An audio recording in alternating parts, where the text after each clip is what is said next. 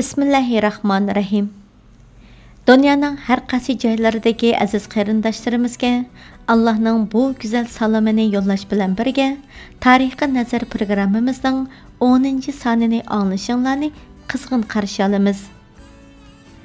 Biz bugungi sonimizda Hun Tangriqutning Xitoyni mag'lub qilganligi, Hun davlatining ikkiga bo'linganligi, Shimoliy Hun Tangriqutlarining yiqilishi, Janubiy Hun Tangriqutning oqibati, Hun davlatining mohiyati, Hunlarda diniy e'tiqodi qatorliq mazmunlarni huzuringizga sunamiz.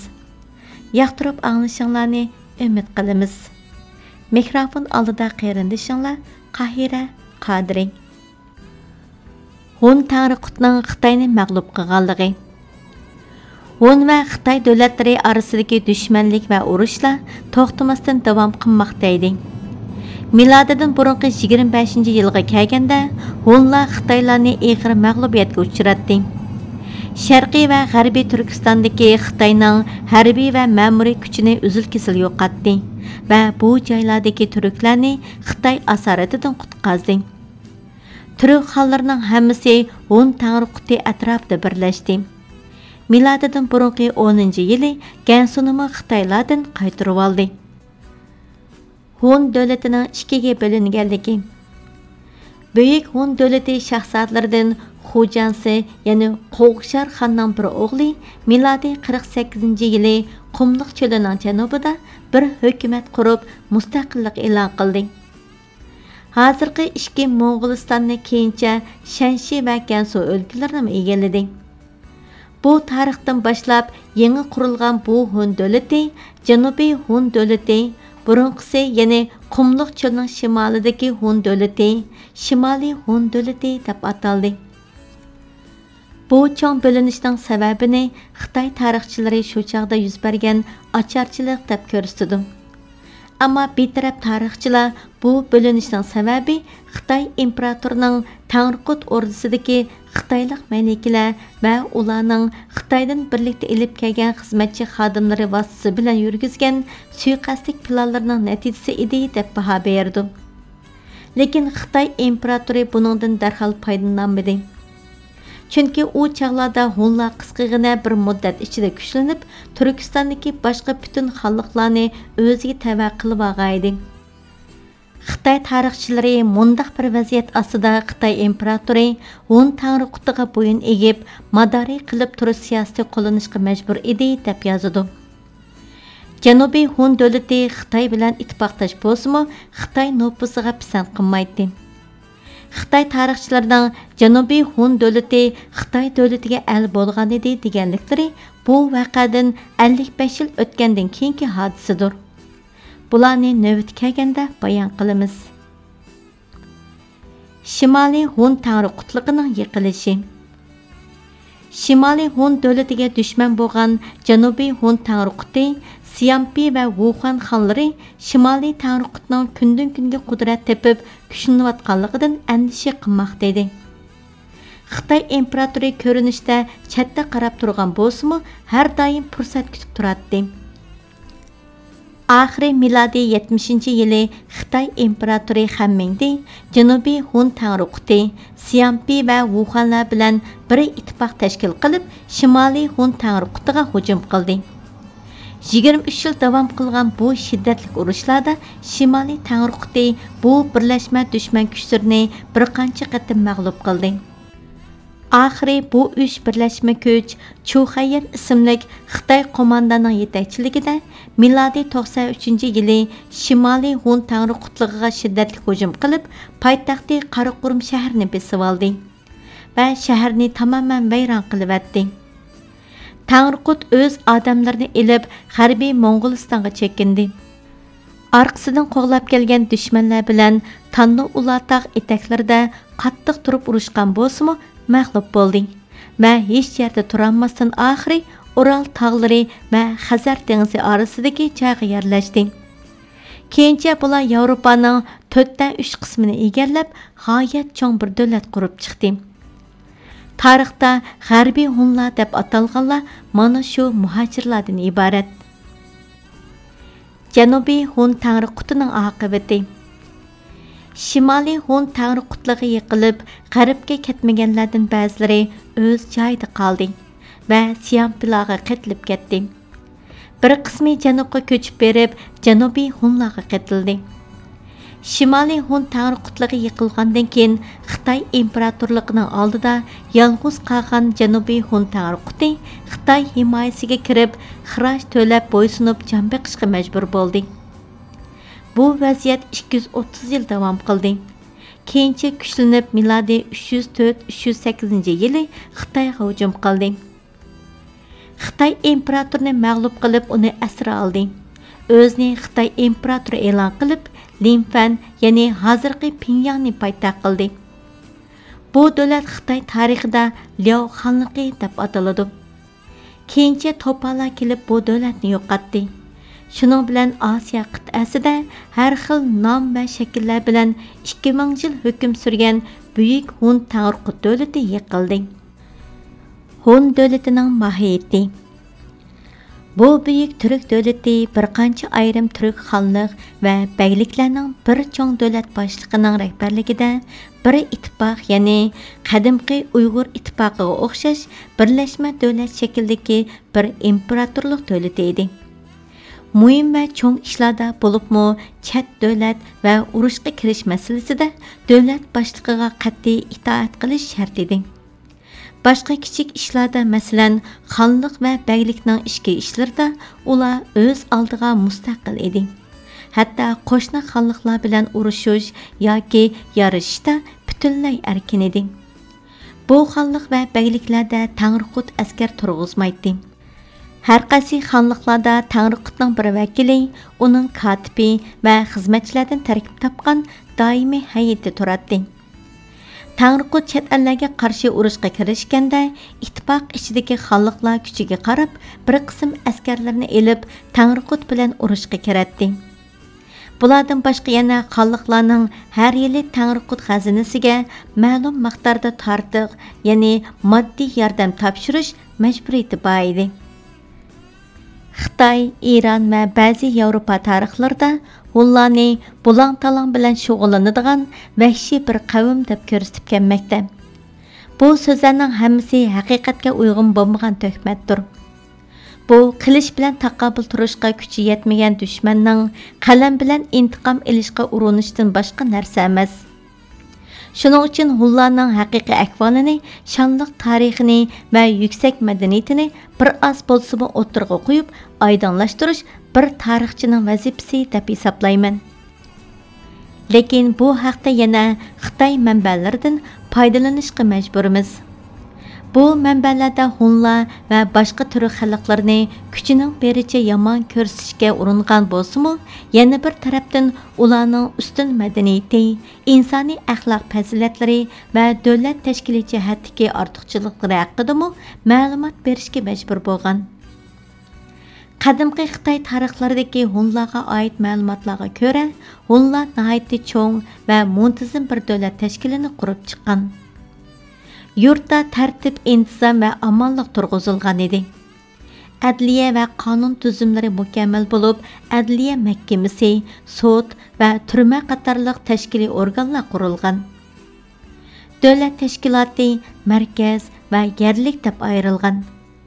Davlat ichida har xil ijtimoiy xalq tashkilotlari bo'lib, xalqning fikri bilan tuzut, ya'ni qonun tuzib chiqish va davlatning muhim masalalarini hal qilish tuzumi yo'l qo'yilgan. Harbiy jihatda bo'lsa, Hun davlatida muntazam 30 ming kishilikdan ko'proq qo'shin har doim hozir edi. Butun puhronlarning harbiy intizom va tuzumga rioya qilish majburiyati bor edi. Ya'ni har bir turk bir askar edi. İgilik jihatda har bir kishi ma'lum miqdordan terilg'u yer va yoki yayloqqa ega edi. Konchilik, sanoat va savdo tijorat ishlari butun yurtda toza taraqqiy qilgan. Xitoylar Hun madaniyatidan ko'p foydalangan. Hun davlati harbiy tashkilotni asos qilgan holda o'ng, so'l va o'rta qo'llarga ayrilgan. O'rta qo'lning harbiy ishlari bevosita Tangriqutga qaraydi. Sol qo'l, ya'ni sharq taraf Baranqar deb atilib, Vali Ahdiga va o'ng qo'l, ya'ni g'arb taraf Jungar deb atilib, bu tarafning harbiy ishlari Tanriqut oilasidan bir tekin, ya'ni shahzodaga qarashliq edi. Umuman qilib aytganda, yurtning sharqi, ya'ni kun chiqish tarafi muqaddas hisoblanadi.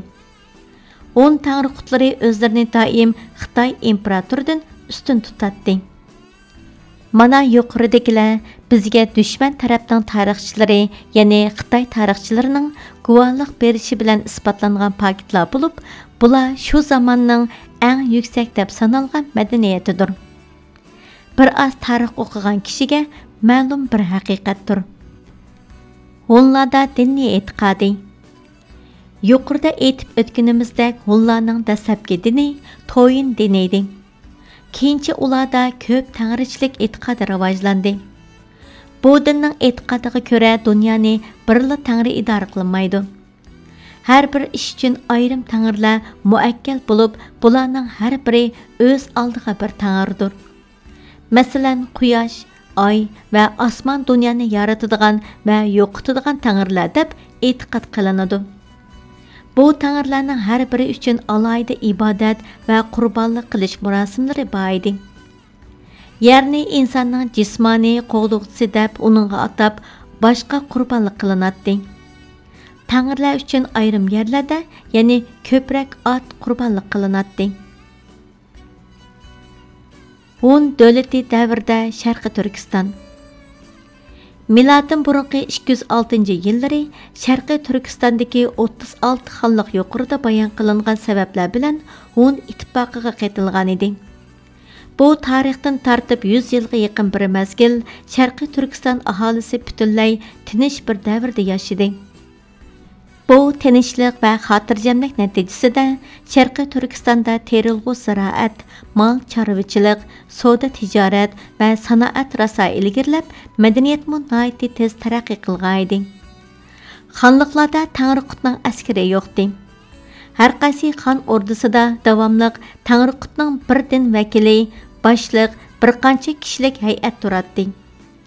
Xonliqlarning har yili belgilangan miqdorda bosh to'lash va tashqi dushmanlarga qarshi urushga askar chiqarib, Tanriqut bilan jangga qatnashish majburiyati bor edi. Demak, umumiy jihatdan xonlar Tanriqutga bo'ysunib, ishki jihatda o'z oldiga mustaqil edilar. Xon o'lgandan keyin o'rniga o'g'li yoki xonadondan bir kishi yoki xalq tarafidan saylangan va Tanriqut tarafidan tasdiqlangan biri xon bo'ladi. Bu davr milodidan burunqi 108-yilgacha davom qildi. Bu mezgilda xonliqlar bilan Xitoy va boshqa yot davlatlar bilan hech qanday do'stlik munosabat yoki adovat yo'qdi. Xitoyning Sharqiy Turkistonga birinchi qatimliq tajovuzi va mag'lub bo'lishi. Milodidan burunqi 119-yili Gansu urushida Hunlar mag'lub bo'lib, Gansu, ya'ni Kangsu Xitoyning qo'liga o'tdi. Shuning bilan imperator Wudi g'alchirlashib, tajovuzchilik qo'lini Sharqiy Turkistonga uzatqili boshladi. Gansuga chegaradosh bo'lgan Lolan, ya'ni Roran va Quchu xonlari Xitoyning tajovuziga qattiq turib qarshi turgan bo'lsa-mu, oxiri Xitoy imperatori Chaupununning qo'mondonligida g'oyat zo'r bir qo'shin bilan Lolan xonligiga hujum qildi. Shiddatli urushlardan keyin Lolan xoni mag'lub bo'lib asirga tushdi. Orqadan Quchu xonmo mag'lub bo'ldi. Shuning bilan Sharqiy Turkistonning ikki kuchli xonligi Xitoyning qo'liga tushib ketdi. Milodidan burunqi 115-yili imperator Wudi Sharqiy Turkistondagi eng cho'ng xonliq bo'lgan Uysun xonligiga Jangchenni elchi qilib yo'lladi. Jangchen Uysun xonni bilan do'stlik kelishimi tuzdi. İmperator qizini Uysun xoniga yotliq qildi. Shuningdan boshlab 6 shahar va Issiqko'l atrofidagi xonliqlar Xitoy hokimiyatini tunishga majbur bo'ldi. Xitoy imperatori G'arbiy Turkistonni o'ziga bo'ysundirish uchun Farg'ona xoni oldiga elchi yo'lladi. Farg'ona xoni buningga Xitoy elchisini o'ldirib javob berdi.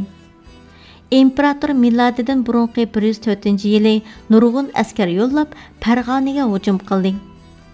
Farg'ona xoni Xitoyning bu hujumini chekindirib, Xitoy askarlarini qattiq mag'lub qildi. Bu eg'ir mag'lubiyatning intiqomini olish uchun milodidan burunqi 102-yili Vodi Farg'onaga 60 ming kishilik qo'shin bilan hujum qildi.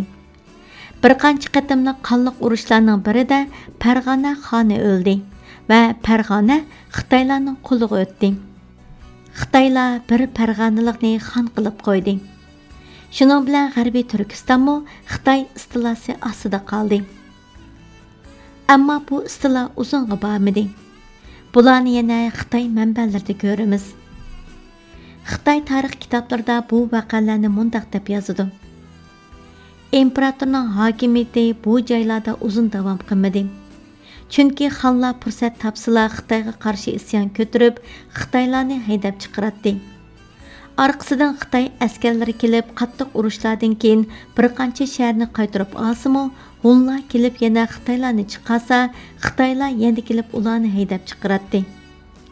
Shunday qilib Turkiston tuproqlari, Turkiston va Xitoy askarlari o'rtasida jang maydoniga aylangan bu urushlar 22 yil davom qildi.